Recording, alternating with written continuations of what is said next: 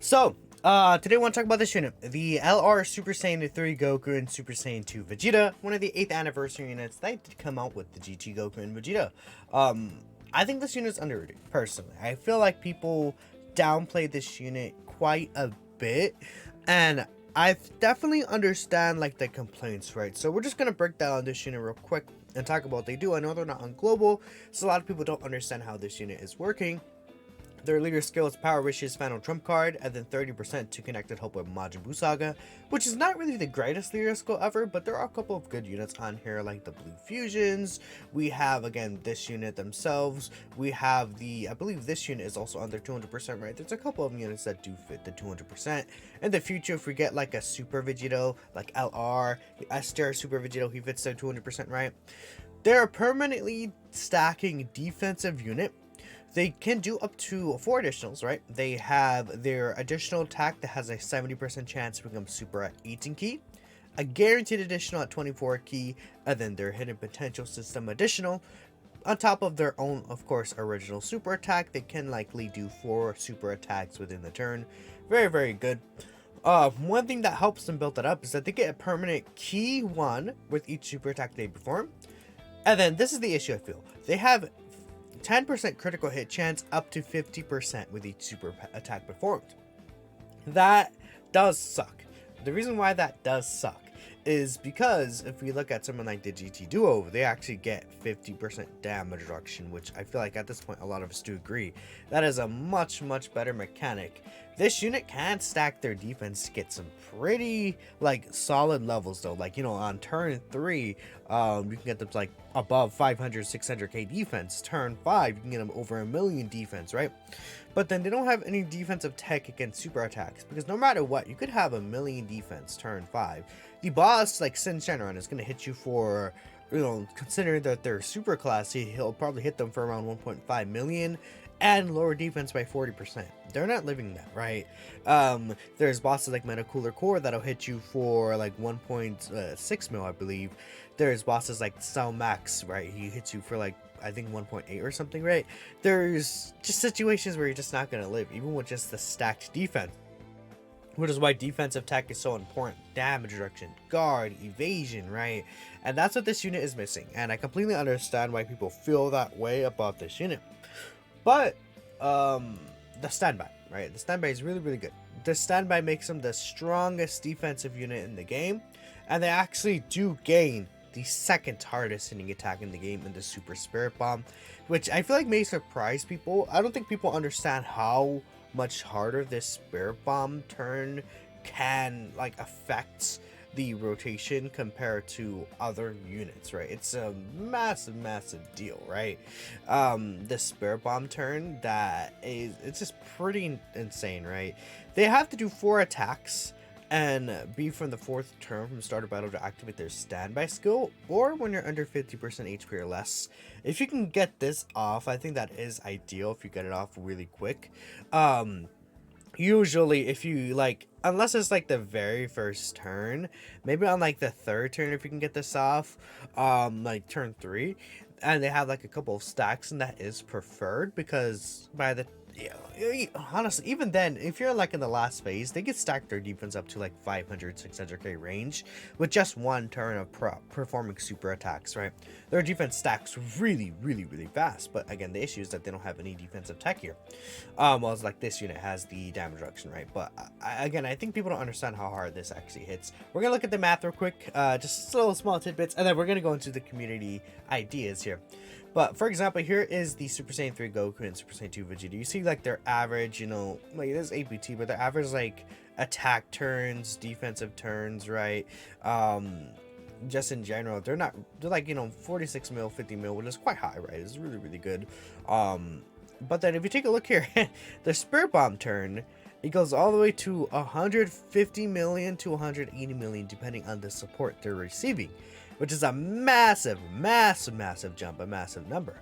Then you see right here, for example, the GT Goku and Vegeta, right? They're hitting similar numbers here. I think they actually hit a little harder. Actually, no, this unit hits a little harder, but they do some pretty similar numbers here altogether. Yeah, you see like their average, they hit harder because they're like stacking attack and stuff. But their Spirit Bomb hits way weaker. right? 77 mil to 84 mil, right? That it's a pretty big jump. And you're thinking, okay, well, that's quite interesting, right? And then on top of that, we have Orange Piccolo. I just want to show here. It's just Power Awakening Piccolo normally, right? I don't think this is accounting for his giant form, but regardless, this might count the overall Spirit Bomb turn as a whole. I guess it does say SB turn. I guess I can't say for sure, but their Spirit Bomb actually does hit harder than the GT Duel. And you may be thinking, well, why is that the case, right? This unit does stack attack that goes directly into the Spirit Bomb, which definitely does. But I think it's because of how the multiplicative buffs work. So you have this 250% attack at the start of turn. Then this 39% when performing a finish attack, right? That's the multiplicative buff. This is start of turn. And then on top of that, I guess they also have this 80%, right? And then of course they launch a Spirit Bomb, which does account for them greatly stacking attack. But this unit, the difference is that they get the 20% attack per charge counter. This is start of turn. You want at least 39 charge counts, right? So if you do the math, 20 times 39 is 780% start of turn attack, which is huge. It's a very, very massive number, right? Because again, it is, if we consider you're getting the Spirit Bomb, 20% attack per charge counter accumulated, which is a lot. It's a lot, as you see right here. And then on their finish skill, when attacking, they get 500% attack when performing a finish attack. This 500% is multiplicative against this. So I mean, I'm presuming we just multiply that by 5 and then we get this much attack, which is quite funny considering the 39, right? That's pretty stupid, right? And then that's why it's the second hardest hitting attack in the game. Even though this unit does stack attack, this is low, right? Obviously, right? But this unit has, obviously, I'm still saying this unit is the better unit because I like the revive aspect better. And I think this unit is just overall stronger, right? Because of the damage reduction, right? Don't get that twisted. But I think people underrate how strong the Spirit Bomb is and undermine the stand by just a little bit. There is this like turn 3 situation where this unit can get caught, though. That definitely has happened to me and many people before who have used the unit. But I still think that people, they're still like a top 3 in the game, in my opinion. Top 5 bare minimum. But people are saying things like, let's see, Physical God Goku. People are saying Physical God Goku's better. People are saying the Age-Kai Goku's better, right? A lot of these units that are more defensive orientated, which, you know, I get the point, right? You know, they can tank super attacks better, but what this unit is providing overall is so much more massive. It's kind of like the argument where people are having with Blue Kaioken Goku versus Physical Piccolo. Where people are saying, oh, Piccolo's way better because he's providing the scouter, the defensive aspect, he doesn't die to super attacks like that. But Blue Kaioken Goku just drops a nuke on the enemy and you win, right? It's very similar to what this unit is doing. They drop a nuke on the enemy, you win. Consistently, I had this unit doing like 20 mil damage on a Spirit Bomb without even critting, right? So that's the thing there. And one other thing, again, they get a huge buff if this guy is out, and they're like basically best friends. So if this guy's out giving 80% support, this Spirit Bomb is just disgusting. So I did a poll right here, and also this one of the posts that made me kind of want to talk about this today. Is it me who thinks Boo Duel one of the most stick-riding units in this community? Any sort of valid criticism of them, and suddenly you got 50 people saying, "Oh, you guys are so overrated." I do feel like that's like also true, right? You know, some people give valid criticism. There is valid criticism of this unit, of any unit in the game. There's valid criticism. Even of this unit, there is valid criticism. Early on, like you can get screwed over by the key field, right? And there's different certain situations for every single unit, right? Some less than other. Like this unit, really, it's like the key field. It can mess them up turn 1. But if there's not an issue there, then this unit seems to run very seamlessly, I feel. I usually can get the standby skill on turn 4, turn 5, use the standby skill, and then you like nuke the enemy, right? Let me close this here. Let's see. So again, are the 8th anniversary duel underrated or overrated? But it seems like a lot of people do think that they're underrated. And some people do think that they're overhyped, right? We have 431 votes here, 447 votes. The votes keep going up and up and up. And this is basically the tweet that also set me off here. This is like not true at all. I completely disagree with this 100%. Like, this is not, they're not like this much better than this unit. Like Infinity Sign, that's crazy. You're absolutely crazy. I think one reason you could say that these two are better is because these two have ability that controls the entire rotation. Like this unit, one of your units die, you revive. This unit has a giant skill. This unit doesn't have something like that, but they like one-shot the enemy, right? Which is also not as much of an effect, but being able to just like take away 50, 60, 70% of the enemy's HP in one attack is pretty good, I feel like, right? And also does affect, you know, oh, my unit at the end is not going to have to take an attack because I one-shot, right? That's a thing you could say. Both overrated and underrated. 7 to 9. Again, I just don't agree with 7 to 9. This is my thing. I think I have GT Duo, Orange Piccolo, and then Z Duo, right? Yeah, 7. Like, I know a lot of people arguing for Mod Junior and World Tournament Goku. I think that in their peak situations, they're stronger, but it's like in their peak situations, they're probably the best units in the game. But it's not like free to get their peak situations like that, right? Definitely not, right? I mean, Goku, you have to revive, which I personally would say I haven't really found it like that difficult to revive with the Goku. But it is something where, like, you know, oh, maybe you want to save your revive for the last turn, and then the Goku on the other rotation, he enters the final phase and you're not revived, he doesn't guard, and then he dies, right? Or his own standby is extremely difficult to activate himself, so if you're someone who doesn't have some of these units, or if you're on Global, for example, they'll have some of these units, especially this guy you're probably not going to see in as good of as a light, right? Compared to like Mod Junior or some of these other units. And Mod Junior, again, you have to get under 60% HP. I mean, ideally, you get under 50% HP. Because you get the Shine Form, which is really good, right? This Giant Form, like, tech is really, really strong. But the thing about the Giant Form tech is, after you use it, you want to be under 50% HP. Because, like, kind of the turn where Piccolo, like, really shows off and is, like, best unit, like, worthy in the game.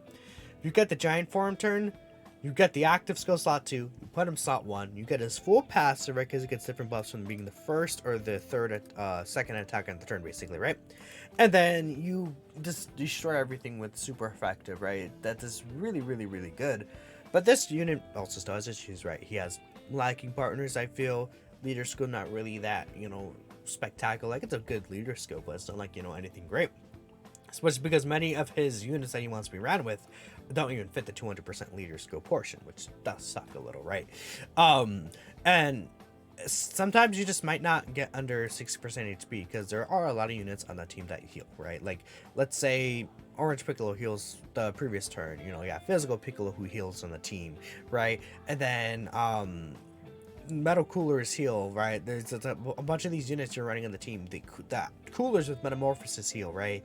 And it's like, that can retroactively combat with you trying to get the actual active skill or Giant Form turn, right?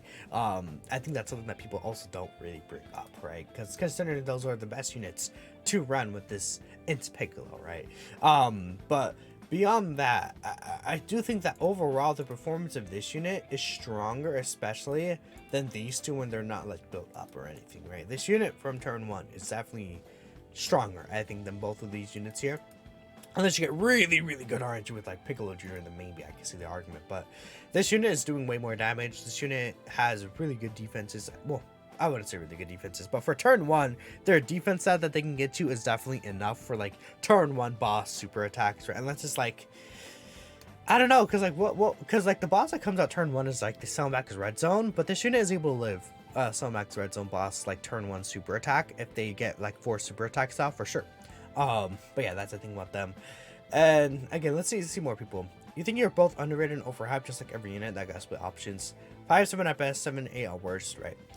Budo a top 6 or 7 minimum. Ross animations. Yeah, again, that's one thing. You could just enjoy the animations for sure. This unit has really good animations. I love this unit. Maybe I wouldn't say I'm biased. Maybe. Not really, no. When I assess units, I'm not really thinking about like, you know, like how I'm biased with them. Like, I'm not really even a fan of like Goku base form and then Super Saiyan 4 Vegeta. I'm like, on that, right? But this unit is the best unit in the game, like, for sure, right? I'm a huge Gohan fan. Beast Gohan. I'm a hater of him, honestly, right? I think he's good, but, you know, I'm not going to say he's, like, a top 10 unit in the game. But yeah, these animations are still really, really good. I guess that's something you can think about it. And I'm going to retweet this, actually. Let's see. Both overrated and underrated, because half the community either greatly exaggerates their strengths or weaknesses. I think they definitely have potential to go #1 depending on how difficult content will evolve. And that's true, right? If you get difficult content that like lasts long enough for this unit to stack their defense really, really high, or you could like supercharge the Spirit Bomb, then things get different, right? Otherwise, I don't know, not really. So what I'd say is they could fluctuate, but I personally have them at 3 right now. Again, I also do think that people do, like, at times downplay they do have a defensive weakness on like that 3rd turn, maybe 5th turn if you don't get the standby in a certain time frame, because they're so offensively powerful even in their like pre-standby form that you can get to the final phase without even having the standby skill available sometimes, or you can get to the final phase where you haven't even activated the standby skill and then you have to take some time to actually build it up, which honestly though, getting the standby skill by the final phase is the most important. There's some situations where like in the like second phases of fights, like against, let's say, Sin Shenron, right, in the new Sin Shenron event that came out for the 8th anniversary, these guys can usually get one shot by this unit, even if they got like a mega stacks like in previous turns, right? There are situations where that can get caught, but other than that, yeah, I'm a big fan of this unit. I think that their logistical could have been a little better, but that's really it. Because you have to think about it. If they gave this unit like guard or even 50% chance to dodge right here, and then that's like the only weakness and it's fixed, this unit is like the best unit in the game for sure, right? If they're stacking defense with like 50% chance to dodge, or they have guard in slot 1 or something, right? Or they even get 50% reduction, like, is this unit just not the best unit in the game, like by far? Like, for sure, right? This unit is easily like that. So I guess they wanted to like balance it a little. I don't know. I mean, I guess what I would have liked to see is maybe they just make this a normal stack defense and then make this like a dodge chance or give them guard or something, right? What could have been interesting is if they got rid of this extra defense 100% and gave him guard in the 1st turn. I think that would have been really cool, or I guess in the 1st slot, right? Something like that could have been interesting and like make them a really good slot 1 unit on a lot of these teams, like how Vegeta and Trunks are. But that's it for me. Let me know what y'all think, and yeah, I'll catch you in the next video. Peace out.